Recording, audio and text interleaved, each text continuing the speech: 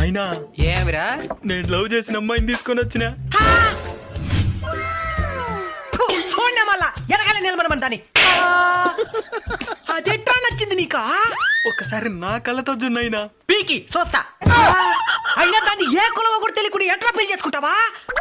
మన కులం కాదు నైనా. మన కులం కదా పుడిచింది, పరువు మొత్తం గంగలో కలుసుకొని పుడిచింది. మన కులపోలంతా ఏమనుకుంటారో ఒక్కసారి ఆలోచించినావా? సరే బేబీ పద, నిన్ను మీ బంగ్లాలో వదిలేస్తాను. అమ్మాయి కోటీశ్వరరాలు. ఇంకా ఎందుకమ్మ నిలబడుకొని ఉంటావు? కూర్చో తల్లి. మన కులం కాదు కదా నైనా. ఈ కాలంలో కూడా ఏది కులం చూసేదే?